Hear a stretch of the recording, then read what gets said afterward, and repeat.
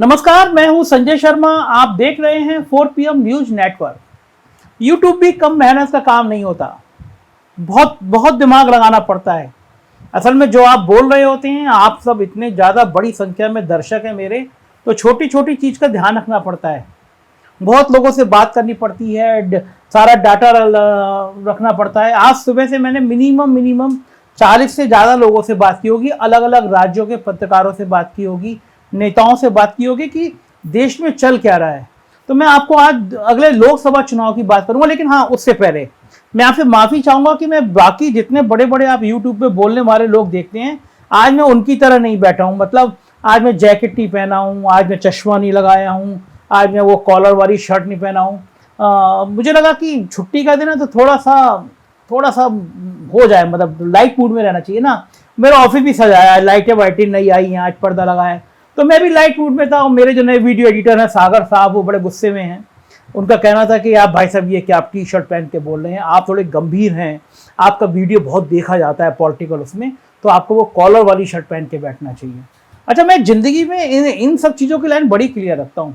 पता नहीं क्यों हम लोग ज़िंदगी में ना अपने दो चेहरे रखते हैं। पहला चेहरा ये कि आपको छुट्टी वाले दिन आपको टी शर्ट में घूमना अच्छा लगता है, थोड़ा फ्री होकर घूमना अच्छा लगता है। दूसरा चेहरा नहीं, आप संपादक हैं तो आपको थोड़ा गंभीर दिखना चाहिए और जैकेट होनी चाहिए, शर्ट की क्रीज खराब होनी चाहिए, क्योंकि यूट्यूब पे लोग कहते हैं फ्रेम अपील करता है। अब मैं समझ नहीं पाया कि फ्रेम अपील करेगा, वो चेहरे पे पाउडर लगा अच्छा अपील करेगा, या मेरी बात आपको समझ में आएगी वो ज़्यादा अपील करेगा। मैं और आप अगर सहज संवाद करेंगे तो वो ज़्यादा अपील करेगा ना। तो मैंने सोचा कि आज ऐसी वीडियो बोलते हैं, बातचीत शुरू करते हैं। तो मैं लौट के उससे आता हूँ और बात करता हूँ कि मैंने अलग अलग राज्यों में लोगों से बात करी और मैंने जानने की कोशिश करी कि अगले 2024 के चुनाव में क्या क्या हो सकता है। तो मान के चलिए कि 2024 का लोकसभा चुनाव निश्चित रूप से 2014 और 2019 से अलग होने वाला है। अब लोगों ने अच्छे दिन भी देख लिए हैं, 15 लाख रुपए लोगों के खाते में आ गए हैं। किसानों की आमदनी भी 2022 तक दोगुनी हो गई है। लोगों को 2 करोड़ रोजगार हर साल मिले हैं। 30-35 रुपए पेट्रोल डीजल भी जनता को मिलने लगा है। मोटे तौर पर कहें तो नरेंद्र मोदी जी ने जो कहा था 1 दशक पहले, वो सारे वादे पूरे कर दिए जिसके लिए जनता ने वोट दिया था। ये कहा था ना आपको 2014 से पहले। मैं जितनी बातें कह रहा हूं, और देखिए भारतीय जनता पार्टी के लोग और मोदी जी की टीम नाराज मत होइए। एक पत्रकार की जो भूमिका होनी चाहिए, मैं उसी भूमिका का निर्वहन कर रहा हूं। आप अगर मुझे लगेगा कि मैं मोदी जी के खिलाफ बोल रहा हूं, तो आप मेरे फेसबुक पे चले जाइए, मेरी वेबसाइट पे चले जाइए। 2014 से पहले मैं कांग्रेस को भी उनको इसी तरह उनकी बातें याद दिलाता था। तो ना काहू से दोस्ती, ना काहू से बैर। पत्रकार का काम होता है सत्ता को आईना दिखाना, वो मैं करता हूं। तो सरकार ने 1 दशक में जो वादे पूरी कर दिए, जिनको जनता ने वोट दिया था, ये बात मैंने अभी फिर रिपीट की ना, आपको फिर कर रहा हूं। वो ही वादे पूरे कर दिए। ना खाऊंगा ना खाने दूंगा का वादा भी पूरा हो गया। इसीलिए अडानी और अंबानी भैया बहुत बढ़ने लगे। वैसे हमें कमेंट बॉक्स में जरूर बताइएगा कि ये वादे पूरे हुए हैं या नहीं हुए हैं। लेकिन आज हम भारतीय जनता पार्टी द्वारा किए गए वादों के साथ साथ राज्य जो हैं उनमें जनता के रुझानों की आज तक की समीक्षा करने वाले हैं। देखिए, मैं 1.5-2 साल बचे हैं, तब बालाकोट हो जाए या भगवान ना करे, या इस तरह की कोई बड़ी घटना हो जाए, सर्जिकल स्ट्राइक हो जाए, उस बारे में मैं बात नहीं कर रहा। लेकिन जो देश के आज के हालात हैं, मैं उस पर बात कर रहा हूं, खासकर 2019 के चुनाव के परिप्रेक्ष्य में, जब पुलवामा और उसके बाद बालाकोट सर्जिकल स्ट्राइक के कारण जनता को सरकार की तमाम नाकामियों पर पर्दा डालते हुए भारतीय जनता पार्टी को बड़ी संख्या में वोट दिया था। आज चर्चा हम राज्यों के समूह की करेंगे जहां भारतीय जनता पार्टी की सीटें घटने की प्रबल संभावना है। सबसे पहले हम उन 6 राज्यों की चर्चा करेंगे जहां कुल 115 लोकसभा सीटें हैं। इसमें अकेले भारतीय जनता पार्टी की 110 सीटें हैं। रिपीट कर रहा हूं, 115 में से बीजेपी की सिर्फ 110, कांग्रेस की केवल 3 और झारखंड मुक्ति मोर्चा की 2 सीटें हैं। यानी इन 6 राज्यों में भारतीय जनता पार्टी ने 96% की दर से सफलता हासिल की थी। जी हाँ, बात कर रहे हैं झारखंड, छत्तीसगढ़, मध्य प्रदेश, गुजरात, राजस्थान और हरियाणा की। मजेदार बात यह है कि इन सभी राज्यों में कांग्रेस और भाजपा में सीधा मुकाबला। झारखंड की कुछ सीटों पर जेएमएम भी है, लेकिन इस बार तमाम पॉलिटिकल एनालिसिस इस बात की भविष्यवाणी कर रहे हैं कि 2024 में यदि कांग्रेस ढंग से रणनीति बनाकर चुनाव लड़ती है तो बीजेपी बढ़त के बावजूद 70 से ज्यादा सीटें किसी भी हालत में जीत नहीं पाएगी। मतलब किसी भी सूरत में इन राज्यों में बीजेपी को कम से कम 40 सीटों का नुकसान तय है। अब बात दो ऐसे राज्यों की जहां कुल मिला के 76 लोकसभा सीटें हैं। पिछली बार इन दोनों राज्यों में भाजपा गठबंधन को 68 सीटें मिली थी। इन 68 में अकेले भाजपा को 48 सीटें मिली थी। लेकिन यहाँ के विश्लेषक बता रहे हैं कि इस बार यहाँ 48 की 1/3 सीटें भी भाजपा को मिल जाएं तो किसी चमत्कार से कम नहीं होगा। दरअसल हम बात कर रहे हैं कर्नाटका और महाराष्ट्र की। कर्नाटका में 28 सीटों में 26 सीटें भाजपा को, अकेले 25 सीटें बीजेपी को मिली थी। लेकिन इस बार माहौल कर्नाटक में इतना उल्टा है कि अगले साल राज्य में भाजपा सरकार की वापसी की कोई संभावना दिख नहीं रही है। येदियुरप्पा बहुत नाराज थे, उनको एडजस्ट किया गया कमेटी में, लेकिन येदियुरप्पा, बोम्मई, जगदीश शेट्टार, सदानंद गौड़ा सब के सब अपना गुट चलाते हुए दिख रहे हैं कर्नाटक में।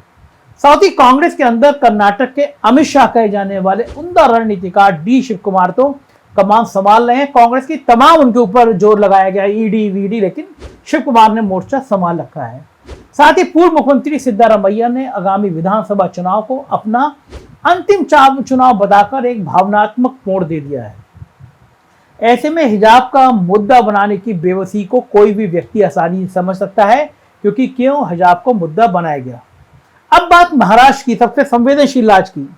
महाराष्ट्र की 48 में से 42 सीटें पिछली बार भाजपा गठबंधन के पास थी, अकेले बीजेपी के पास 23 सीटें 23 थी।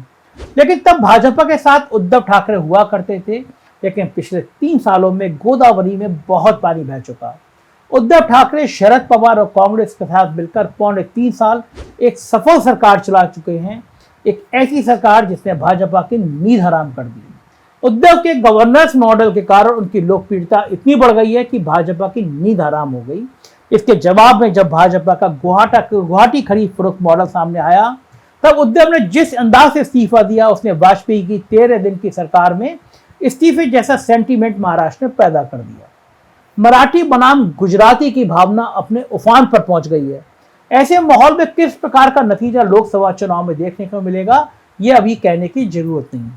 अब बात गंगा के मैदान की। नरेंद्र मोदी जी 2014 में मां गंगा ने बुलाया है, ये कहकर आए थे। गंगा के राज्य में जो 3 बड़े राज्य हैं, उसमें कुल मिलाकर 162 सीटें हैं। 42 सीटें बंगाल में हैं, जिसने पिछली बार 18 सीटें बीजेपी जीत गई थी। लेकिन अब जिस प्रकार पिछले विधानसभा चुनाव से दीदी ने जो बंगला अस्मिता का माहौल बना रखा है, उसमें तो बीजेपी का खाता खुल जाए यही बड़ा मुश्किल लग रहा है।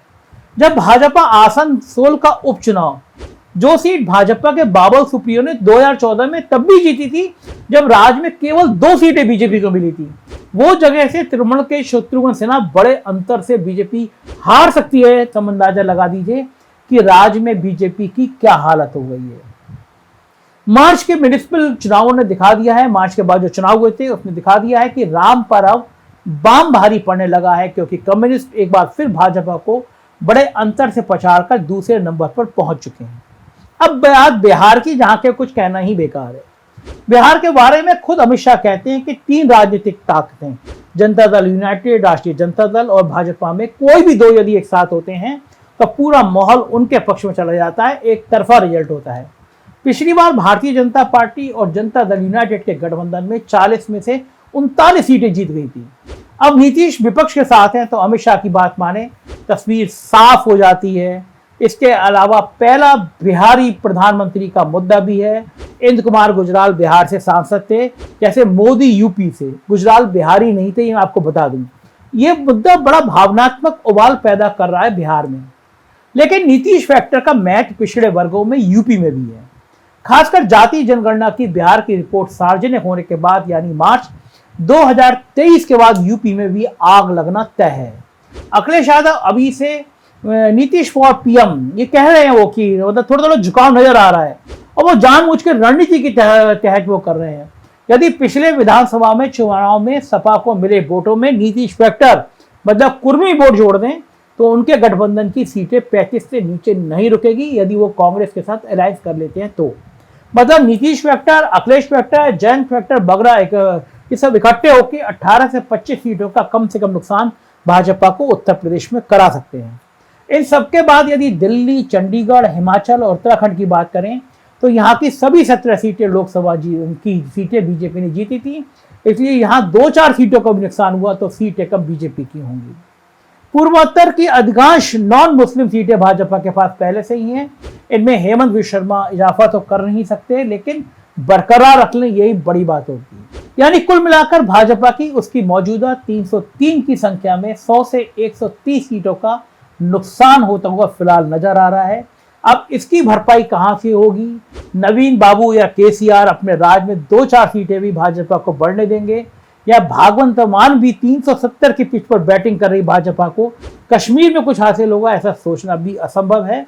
जाहिर है 2024 के जो राजनीतिक चौसर बिछ रही है उसमें नरेंद्र मोदी को दोबारा बल्कि तिबारा रिपीट करना बहुत मुश्किल होगा, आसान नहीं है। महंगाई बेकाबू है, जीडीपी गिर रही है, बेरोजगारी की समस्या बहुत ज्यादा है।